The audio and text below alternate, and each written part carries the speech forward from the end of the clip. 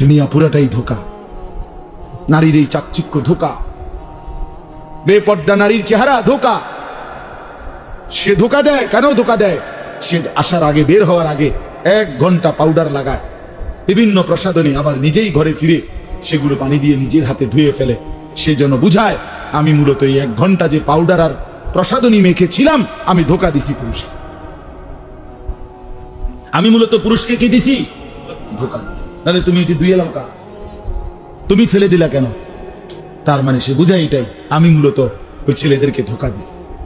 ওরা মনে করছে আমার রূপ সৌন্দর্য, আসলে না, চেহারা তো আরো ভিতরে, উপরে পাউডারে না। আল্লাহ আমাদেরকে বুঝ দান করেন। চলেন কথা শেষ করি আজকে। তাইলে একটা কথা শুধু এখন এখান থেকে শুধু অনুবাদ বললেই বুঝবেন। আল্লাহ বুঝছেন। অতএব দুনিয়া নিয়ে ব্যস্ত না হয়ে একজন মুমিন, আমরা মুসলমান, কি বলেন ভাই? যুবক ভাই আপনারাও বলেন ভাই, আমরা মুসলমান, এটাই পরিচয়, এটার মধ্যে ইজ্জত, এটার মধ্যে সম্মান। বিশ্বাস করেন এটার মধ্যে। হযরত মাওলানা নজরুল ইসলাম কাসেমি সাহেব, এই যার কথাই মাত্র বললাম, উনি বলছেন, আমি ওনার বয়ানে শুনছি, উনি বলছেন আমি পৃথিবীর ইউরোপের সমস্ত দেশে সফর করছি দাওয়াত ও তাবলীগের সফরে। কয় যে পৃথিবীর ইউরোপের, আমেরিকার প্রতিটা প্রদেশে প্রদেশে আমি সফর করছি।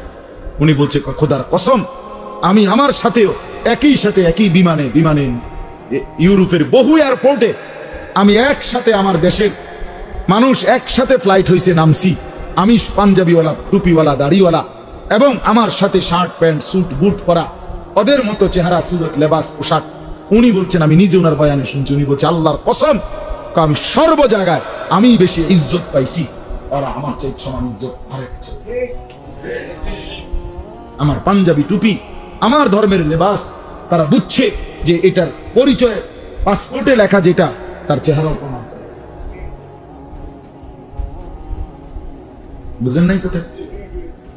পাসপোর্টে লেখা সে মুসলমান, চেহারাও বলে সে কি, তার ভেতর বাহির কি আছে, মিল আছে।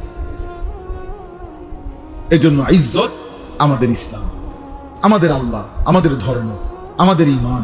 অতএব আমাদের করণীয়, এখানে 3টা আয়াত আল্লাহ বলছেন এক মুমিনের পরিচয় কি। আল্লাহ বলছে 5টা। এইটা শুনাই শুধু, তাইলে কথা শেষ। ইন্নামা, ও না আরো রয়েছে টাইম, আবার আমার একটা টাইম বাদ দিয়ে দিছে। টাইমের পরে 1 মিনিটও এদিকে যাওয়া যাবে না, আগে না যাওয়া যাবে, শেষ করা যাবে না, কিন্তু পরে যাওয়া যাবে নি, অসুবিধা নেই। ফজর কয়টা? আল্লাহ তৌফিক দান। আমি তো আরো এখানে আসছি, আপনাদের দোষ না। আরো এক মাহফিলের ডেট নিছো না? কত তারিখ? ফেব্রুয়ারির 10 তারিখ। ওই ডেট নিছে আরেকটা। আল্লাহ পাক তৌফিক দান করেন। চলেন বাবা, আল্লাহ তাআলা বলেন একজন মুমিনের সিফাত 5টা এখানে বলছেন। 3টা আয়াত পড়ছি সূরা আনফাল 9 নম্বর পারা 8 নম্বর সূরা, সূরায়ে আনফাল সূরাটার নাম। এই সূরার 3টি আয়াত, 2, 3, 4, এই 3টা আয়াত আল্লাহ বলেন ইন্নামাল মুমিনুন, নিশ্চয়ই মুমিন তারা। কারা? আল্লাযীনা, যারা, 1 ইদা যুকিরাল্লাহু ওয়াজিলাত কুলুবুহুম, যখনই আল্লাহর নাম শুনে তাদের অন্তর ভেতরটা কাঁপে ওঠে। ইদা যুকিরাল্লাহু ওয়াজিলাত কুলুবুহুম, যখনই কারো জবানে শুনে কোরআন তিলাওয়াত কেঁপে ওঠে, যখনই মসজিদের মিনারায় আজান শুনে কাঁপ দিয়া ওঠে নামাজের ওয়াক্ত হইছে, যখনই আল্লাহর বান্দা পড়ে সুবহানাল্লাহ, তখনই তার দিল কাঁপে ওঠে, আমার মালিকের নাম নিছে। দুনিয়ার কর্মচারী নিজ কোম্পানির ছুটির মধ্যে এখন মনে করেন বউকে নিয়া এখান থেকে দেবিদ্বার যাইতেছে কিংবা চান্দিনা যাইতেছে, হঠাৎ করে সে ছুটিতে আসছে, কিন্তু সে যখন দেখে তার কোম্পানির গাড়ি এদিক দিয়া যাইতেছে, সে নিশ্চয়ই বিবিকে বলে দেখো দেখো এই যে আমাদের কোম্পানির গাড়ি, সাথে সাথে নড়ে ওঠে। ঠিক কিনা বলেন? আল্লাহ বলেন আমার মুমিন বান্দা তারা, যখন যেখানে যে আমার নাম উচ্চারণ হয় সাথে সাথে তার দিল কেঁপে ওঠে। মানে আমার কথা মনে পড়ে। কার কথা? আল্লাহর কথা। যে দিল আল্লাহর কথা মনে করে না, যেই জবান আল্লাহর নাম নেয় না, তুমি ভাইয়া জীবিত না, তুমি মরে গেছো বহু আগে। খোদার কসম, নবী বলছে যেই জবান আল্লাহর জিকির করে না, সে মৃত, আর যেই জবান আল্লাহকে স্মরণ করে সেই কেবল জীবিত। মাসালুল্লাযী ইয়াযকুরু রাব্বাহু ওয়াল্লাযী লা ইয়াযকুরু রাব্বাহু মাসালুল হাইয়্যি ওয়াল মাইয়িত। নবীজি বলেন, আল্লাহর স্মরণ করে আর যে করে না, উভয়ের উদাহরণ হলো জীবিত এবং মৃত। এজন্য হযরতে খালিদ ইবনুল ওয়ালিদ নাম শুনছেন না? নবীর বিখ্যাত সাহাবী হযরতে ওমর রাদিয়াল্লাহু তাআলা আনহু একদিন ওনাকে জিজ্ঞেস করেছিলেন, খালিদ, ৬০,০০০ কাফেরের বিরুদ্ধে যুদ্ধ করতে তোমার সাথে কয়জন লাগবে? হযরতে খালিদ ইবনুল ওয়ালিদ ইয়ারমুকের যুদ্ধে তিনি বললেন, আমিরুল মুমিনিন, আমি খালিদ একা হলেই চলবে। আমিরুল মুমিনিন ওমর বললেন, খালিদ অহংকার করে বললা নাকি মাত্র একজন ৬০,০০০-এর মোকাবেলা করবা? এটা তো কিছুটা অহংকার হয়ে গেল। হযরতে খালিদ বলেন, আমিরুল মুমিনিন ওমর, আল্লাহর কসম আমি অহংকার করে বলি নাই, বরং আমার বন্ধু, আমার রাসূল, আমার নবীর একটা হাদিসের কারণে বলেছি। আমার নবী বলেছেন যে আল্লাহকে স্মরণ করে, আল্লাহর গোলামি করে সেই কেবল জীবিত, যে করে না সে মরা। কাজে আমার তো মনে হয় ৬০,০০০ বেঈমান তো মরাই, আমি তো কেবল জীবিত। অতএব মরা মানুষের লগে যুদ্ধ কিতা, আবার আমি গেলেই তো সারব। হ্যাঁ, আমি গেলেই আবার যুদ্ধ করবো কিতা? বাচ্চা থাকলে না যুদ্ধ করতে। সুবহানাল্লাহ। ইন্নামাল মুমিনুনা আল্লাযীনা ইযা যুকিরাল্লাহু ওয়াজিলাত কুলুবুহুম, দিল কাইপা ওঠে কার নাম শুনলে।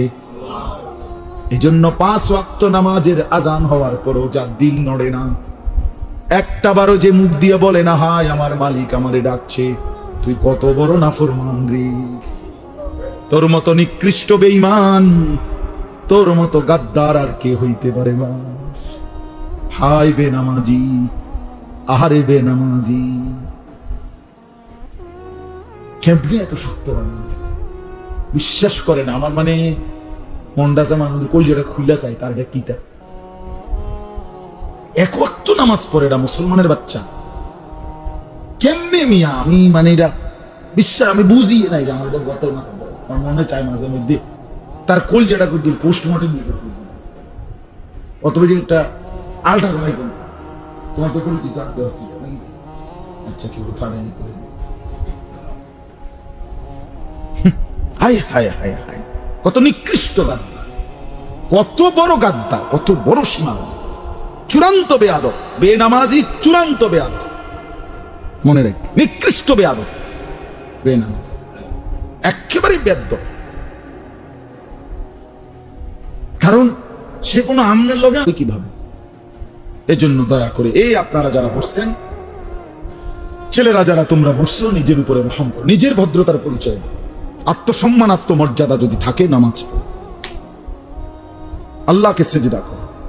এটুকু ভদ্রতা যদি কারো না থাকে, পড়লা কি, শিখলা কি, শিখলা কি? আল্লাহ আমাদেরকে তৌফিক দান করে। وَإِذَا تُلِيَتْ عَلَيْهِمْ آيَاتُهُ زَادَتْهُمْ إِيمَانًا। ২ নাম্বার, আল্লাহ বলেন তারাই মুমিন, আমি আল্লাহর আয়াত, আমার কোরআন যখন তেলাওয়াত করে, শুনতে শুনতে, বুঝতে বুঝতে, পড়তে পড়তে, মানতে মানতে তাদের ঈমান কেবল বাড়তে থাকে। যত শুনে তত ঈমান বাড়ে, যত শুনে তত মজা লাগে, তারে বলে মুমিন। ওমা ২০ রাকাত তারাবি একজন হাবের সামনে দিয়া পড়লো, এবার ৬০ বছর গেছে, এবার গায়ে পড়ে না। এবার যদি ফাও ধরেন, এবার রাজি ভাবতাম না, আমার এই বয়স না, যত কথাই কতো না কোথায় এত দিদি চাচা আইয়েন কদুর বন খামু এক লগে, চা দোয়ানি কদুর গপ মার মুজাইবেন, চলো আর কি তা বাইত কিতা করো বাইত আর করি। মাশাআল্লাহ, বিড়ি খেতে কইলে, বন খাইতে কইলে, হেবাটা ১ নম্বরে। হেবাটা আপনি এই মানে শুধু কেবল কদ্দুর সামান্য মানে ২ একটা বন, এইটা লোভে আপনি ৩টা ঘন্টা দোয়ানে হালাই দিতে পারবেন। এবার শিক্ষণ একটা টুলে কদ্দুর বালা একটা সোফার যদি বইতো, শিক্ষণ একটা টুল, এই চা দোয়ানে টুলে দিয়ে দূর না। আরে এই যে লম্বা করে বয়াত, যে পুরা জায়গাটাও তো রোদ্দুর জায়গাত লয় না। তা আপনি এটা বাইতে সোফা নিতে পারেন না যে আমি তো যেহেতু সবসময় এই দোকানে বসি, তো আমি যেহেতু বসি আমার এই খতমে তারাবি আল্লাহর কোরআন শুনবো, আপনার এ ফিকির করেন মিয়া, আপনার বিবেকের সাথে প্রশ্ন করেন। রাসূলুল্লাহ সাল্লাল্লাহু আলাইহি ওয়াসাল্লাম প্রত্যেক রমজানে, প্রতি রমজানে জিব্রাইল রাতে আসতেন, একবার নবী কোরআন পুরা শুনাইতেন জিব্রাইলকে, নবীজি জিব্রাইল আবার কোরআন শুনাইতেন নবীজিকে। এটা ছিল আলাদা। আবার তারাবি পড়তেন আলাদা। কসম খোদা, বুখারীর হাদিস, বুখারী শরীফ আমি নিজে পড়াইছি। বুঝেন নাই চাচা? শুধু তারাবি না, না না, জিব্রাইল আলাদা শুনাইতো একবার পুরা কোরআন, নবীজি একবার শুনাইতেন পুরা কোরআন, পুরা মাসে প্রতি রাতে, ফি কুল্লি লাইলাতিন, প্রত্যেক রাতে, প্রত্যেক রাতে, প্রত্যেক রাতে, কসম আল্লাহ, রমজান মাসের প্রতি রাতে। বুখারীর হাদিস, বুখারী শরীফ দ্বিতীয় পৃষ্ঠার হাদিস। আবার তারাবিতে পড়তেন আলাদা। আবার 5 ওয়াক্ত নামাজে নবীজি 5 ওয়াক্ত নামাজে তাব্বাতি তার কুরবালা দিয়ে পড়তো। হ্যাঁ, আমার মতো সম্ভব। হ্যাঁ, লম্বা লম্বা তেলাওয়াত করতেন, লম্বা লম্বা। হযরতে হুযায়ফা, আমরা হাদিসে পড়ছি, নবীর এক সাহাবী একদিন তাহাজ্জুদ রাত্রিবেলা নবীজির পিছনে, নবীজি নিয়ত বাইন্ধা দাঁড়াইছে 2 রাকাত নামাজ পড়বে, উনি নিয়ত করছে মনে মনে, আচ্ছা যে নবীর পিছনে আমিও দাঁড়াই দূর পড়ি নফল। উনি বলেন প্রথম রাকাতে নবীজি তেলাওয়াত শুরু করছে, এখন সূরা বাকারা পড়লো, দেখি কোনো রুকুর কোনো লক্ষণ দেখি না। আচ্ছা ভাবলাম যাক এটা শেষ করে তো দিব না, সাথে সাথে এরপরের সূরা ধরলো আলে ইমরান, এরপরে সূরা নিসা, 10.5 পারা এক টানা রাসূলুল্লাহ সাল্লাল্লাহু আলাইহি ওয়াসাল্লাম পড়ে এরপরে রুকুতে ওই এতক্ষণ দাঁড়াইয়া ছিলেন, যতক্ষণ রুকুতে ছিলেন, এত 2টা সেজদা দিছেন এতক্ষণ। হযরতে হুযায়ফা বলেন এইভাবে লম্বা সময় লাগাইয়া যখন দ্বিতীয় রাকাতে দাঁড়াইছেন, হাদিসে আছে আমি হাত ছেড়ে, সাহাবী বলেন আমি বুঝছি এবার দললে বাহি কোরআন থাকতো না। হ্যাঁ, কোরআনে আছে, সূরা তাহার মধ্যে আছে, আরেকটা সূরা আছে, ওই সূরা তাফসীরের মধ্যে আছে, নবীজি সাল্লাল্লাহু আলাইহি সাল্লাম প্রায় সময় মসজিদের খুঁটির মধ্যে, খুঁটি পিলার আর কি, খুঁটির মধ্যে কোমরে গামছা কিংবা রুমাল বেঁধে, কসম হাদিসে আছে, বাইন্দা নামাজে দাঁড়াইতেন, সারা রাত এক দাঁড়ানোতে তেলাওয়াত কোরআন শরীফ। তো ইহুদিরা, কাফেররা, তারা বিদ্রুপ করতো সকালবেলা, দেখো মুহাম্মদের কোরআন বলে মানুষের পরিবর্তন ভালোর জন্য আইছে, তা অথচ মুহাম্মদের কোরআন মুহাম্মদ রে বাইন্দা দিছে। তো আল্লাহ কোরআন নাজিল করে বলছে তাহা মা আনজালনা আলাইকাল কুরআনা লিতাশকা। আল্লাহ বলে বন্ধু কসম করে বলি আমি আল্লাহ আপনাকে লাঞ্ছিত বেইজ্জতি করার জন্য কোরআন নাজিল করি নাই। কোরআন আপনাকে দামি বানাবে, আপনার প্রতিটা ইমানদার উম্মতকেও দামি বানাবে। হ্যাঁ বন্ধু, তাইলে আল্লাহর নবী সাল্লাল্লাহু আলাইহি সাল্লাম সারা রাত দীর্ঘ কোরআন তেলাওয়াত করতেন, সারা বছর কোরআন পড়তেন, রমজানেও কোরআন বেশি পড়তেন। আপনার সারা রমজানে 27 দিন মিলাইয়া, 27টা রাত মিলাইয়া 1 খতম কোরআন শরীফ পড়বেন, এইটাও আপনার গায়ে কুলায় না। আমনে হাসরের ময়দানে কেমনে দাঁড়াইবেন আমি দেখব। আচ্ছা ঠিক আছে, কোরআন শরীফ আছে ইয়াউমা ইয়াকুমুন নাসু লিরাব্বিল আলামিন। কসম খোদার, আল্লাহর নবী বলছেন উম্মত হাসরের ময়দান যতদিন হবে, যতক্ষণ হবে, আল্লাহ কোরআনে বলেন বান্দা ততক্ষণ পর্যন্ত প্রতিটি বান্দা আমি আল্লাহর সামনে দাঁড়িয়েই থাকতে হবে। হাসরের ময়দান 30 মিনিট, 30 মিনিট, আসলে 30 মিনিট জি না, হাসরের ময়দানের একদিন 50,000 বছর। হাসরের ময়দান 50,000 বছর না, একদিন, বুঝেন নাই? হাসরের ময়দান চলবে অনেক দিন, সেই কতদিন না না মানে অনেক দিন, এর মধ্যে কতদিন সেটা জানে কে? আল্লাহ। আর একদিনের হিসাব দিছে আল্লাহ, প্রতি একদিন 50,000 বছর। এবার 3 দিন হইলে কথা বুঝছেন না, আপনি 7 দিন হইলে বুঝছেন না কথাটা? কতদিন কে জানে? আর একদিন কি? ফি ইয়াউমিন কানা মিকদারুহু 50 আলফা সানা। এটা কোনো এমনও না যে সরকারি মাদ্রাসার হুজুররা কইছে কমাইয়া, কওমি মাদ্রাসার হুজুররা কইছে কদুর বাড়াইয়া, এমন নি। আমরা এনে ঠেলাঠেলি করবেন এমন সিস্টেম তো নাই। এটা তো আল্লাহর কোরআন, একদিন 50,000 বছর। তাইলে এই পুরা সময় খোদার কসম, আল্লাহর নবী বলেন মাউদাউ কাদামিন, এই দুইটা পাও রাখতে কদমের নিচে যেটুকু জায়গা, এতটুকু জায়গায় বরাদ্দ। এক সুতা আগেও বাড়তে পারবে না, পিছনেও না, ডানেও না, বামেও না। বিশ্বাস করে এভাবে দাঁড়াইতে হবে। আচ্ছা, তো এরপরে সুবিধা হলো পুরাটা এসি।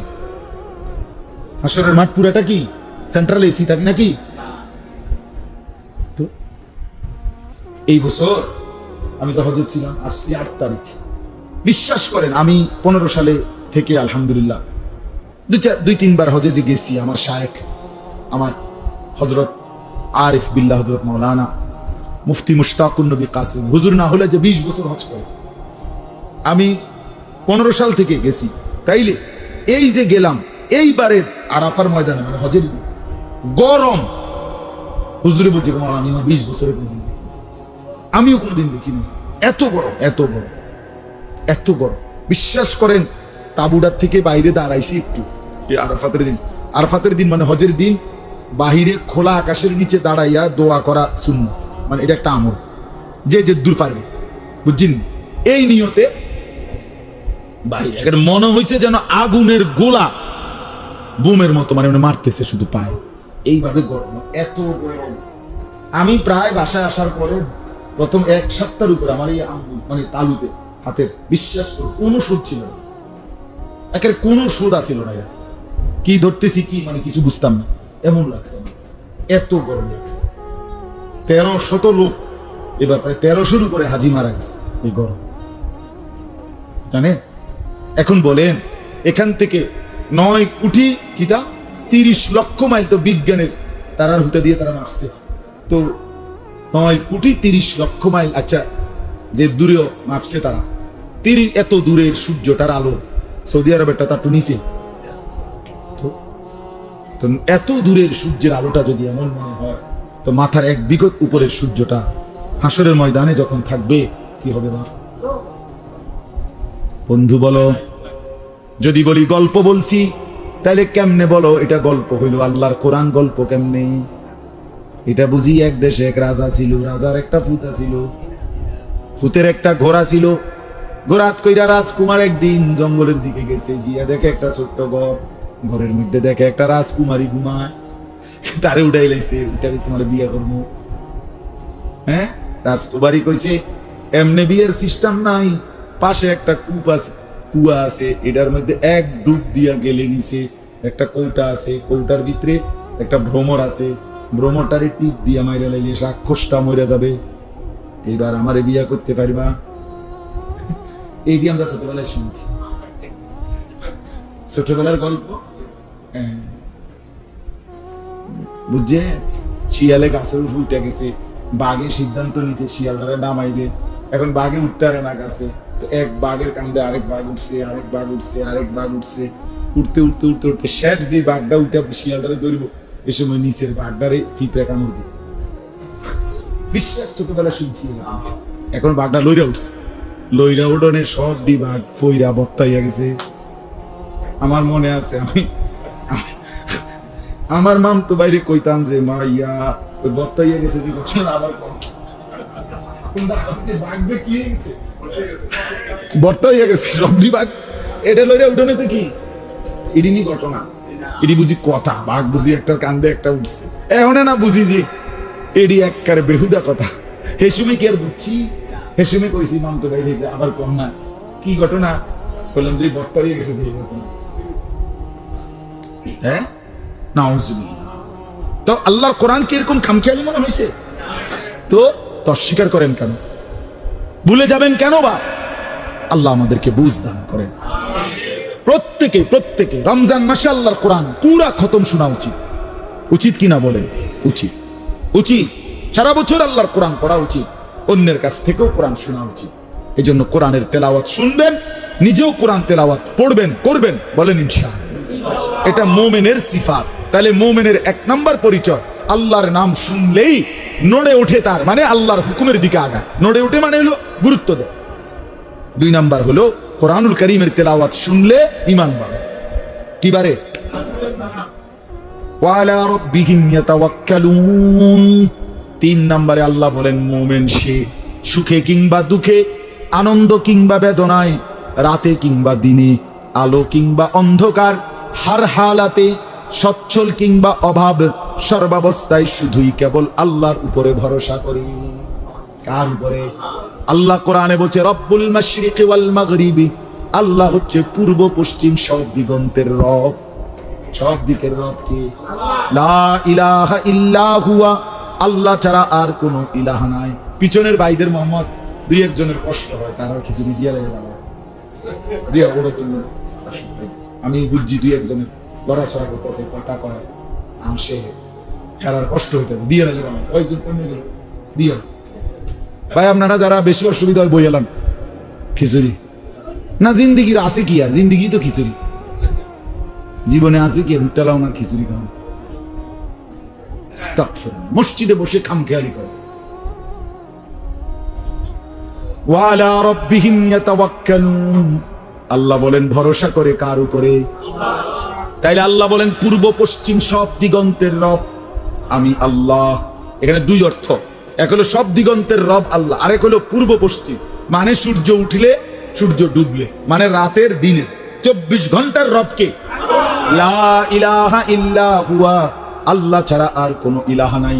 ফাত্তাখিযহু ওয়াকিলা, অতএব শুধু আল্লাহকেই ওয়াকিল, অভিভাবক বানাও। ভরসা করো কার উপরে?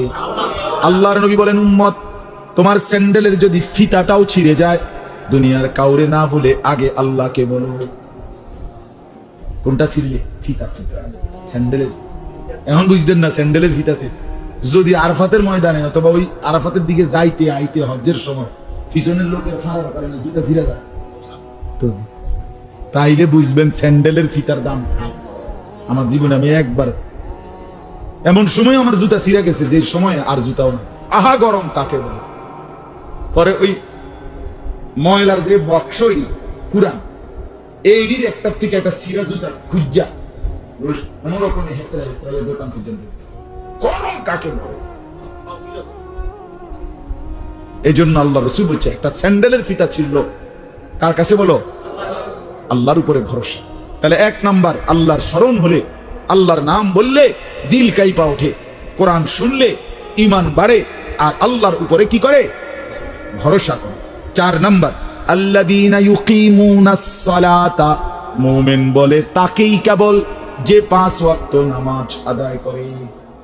অতএব যে নামাজ পড়ে না সে মুমিন না, প্লাস্টিক তাও ফাঁসা কোম্পানি ফালতু।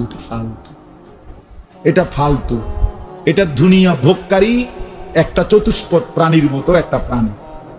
চতুষ্পদ প্রাণীও খায়, ঘুমায়, পেশাব পায়খানা করে, যৌন চাহিদা পূরণ করে। এই জন্য গরু ছাগলেরও বাচ্চা কাচ্চা, এইটারও এইটা সাফ কথা। আল্লাহ বলছে মুমিন তাকেই বলে যে 5 ওয়াক্ত নামাজ আদায়। সর্বশেষ হলো অমিম্মা রাযাকনাহুম ইউনফিকুন, যে আল্লাহর দেওয়া সম্পদ থেকে আল্লাহর রাস্তায় খরচ করে।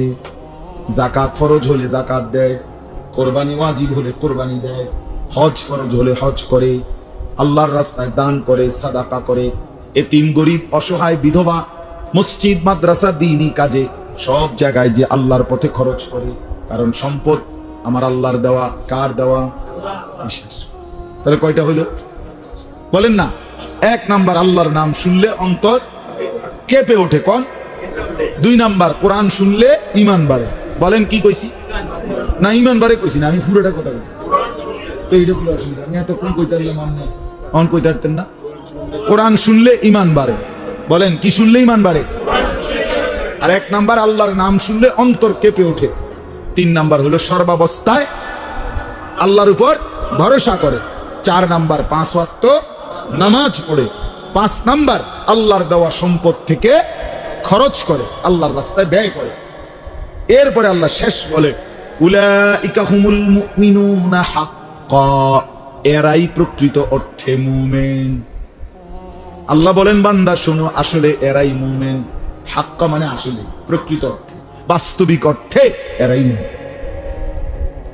এবার আল্লাহ বলেন, আল্লাহকে যদি বলেন, আল্লাহ মুমিন এই 5টা কাজ তো করলো, মুমিনও হইল, আপনি তারে কোনো পুরস্কার দিবেন না? এটি তো আমার আমলে না করছে পুরস্কার। আল্লাহ বলেন, বলো কি, আমি দেব না তো কে দেব? তো আল্লাহ বলেন, আমি পুরস্কার দেব 3টা। কয়টা? 1 নম্বরে আল্লাহ বলেন, লাহুম দারাজাতুন ইনদা রাব্বিহিম, এমন গুণে গুণান্বিত মুমিন বান্দার জন্য আমি আল্লাহর নিকট রয়েছে বিশেষ মর্যাদা। 1। 2 নম্বর, ওয়া মাগফিরাতুন, এমন মুমিনের জিন্দেগীর সমস্ত গুনাহ আমি মাফ করে দেব। 3 নম্বরে, ওয়া রিজকুন কারীম, এমন ইমানদার বান্দাকে আমি দুনিয়াতেও দেব উত্তম রিজিক, আখিরাতেও দেব উত্তম রিজিক। দুনিয়াতেও খাবো হালাল খাওয়াবো, আখিরাতেও খাওয়াবো জান্নাতের খাবার। যেন নামাজ পড়ে বান্দা ঠকে না। আপনার চোখে উপার্জন কম মোল্লার মুন্সির হুজুরের, আসলে না। হালাল হারাম পার্থক্য কইরা নামনে বলবেন। একজনের মনে করেন 10,000 পুরাটাই হালাল, আরেকজনের 1 লাখ কিন্তু 98,000ই হারাম। তো লাভবান কে? তা আমরা না বুঝলে আমার সমস্যা কি? আমি তো বুঝছি। কথা বোঝেন নাই? আপনি যদি সালাক না, আমি কি বেকুব না? আমি কি চিরা খাইয়া বড় হয়েছি? কথা বলেন না কেন? হ্যাঁ, অনেকে মনে করে হুজুররা বোঝে কি, তুমি বোঝো কি? তুমি কি গোড়ার গাছটা বুঝে লাইছো? আমি বুঝলাম না কেন? কথা বলেন না কেন? না বুঝার কি আছে? কথা বলেন। দুনিয়া না বুঝার, এই যে এখন আপনার নিচে এটি কি তাই তো এটা হুজুর এটার মাটি করে, হুজুর এটার মাটি করবো নাকি? আর আর মানে জেনারেল লাইনে টাইলস, তো আমি না বুঝি টাইলস কি, কোনটা বুঝি না বুঝার কি আছে? আপনি যেটারে ফাঙ্গাস মাছ কন, হুজুর এটারে তেলাপিয়া কন, তো তো সমস্যা। আপনারা যেটা যারা বেডি কন, আমরা বেডি ব্যাড হইতে করি নাকি? তো আমি কি বুঝি না, আমি কোনটা বুঝছি না? আপনি আমার একটা কথা জিজ্ঞাসা করলে, হুজুর স্যার এটা বুঝেননি কন। মানে আমি এটা অহংকারের জন্য কইতেছি, মানে বাস্তবতা বুঝাইতেছি যে আমরা যে মনে করি আল্লাহর ডাইকা লস খাইলাম, কি লস খাইছি? কি সমস্যা হয়েছে? কোথায় অসুবিধা হয়েছে? কোথায় আপনি আহামরি কোনটা করছেন? আরে আমরা যারা দাড়ি রাখছি হয়েছে, বিয়ে করতে অসুবিধা হয়েছে না? বাচ্চা কাচ্চা হয় নাই, তো সমস্যা কি হিসাব? আমরা প্রতিবেলা শাক দিয়ে ভাত খাই, গোস্ত সোহেও দেখছি না। তো আপনি কি, আপনি সোফা, আপনি সোফাত বই, আমরা মাটিত বই না? আমার ঘরে সোফা আছে, চলেন এখন দেখান। তো কি দুনিয়া, আহামরি দুনিয়া কি বেশি ভোগ করলেন যার জন্য আখিরাত ভুলে গেলেন? আস্তাগফিরুল্লাহ।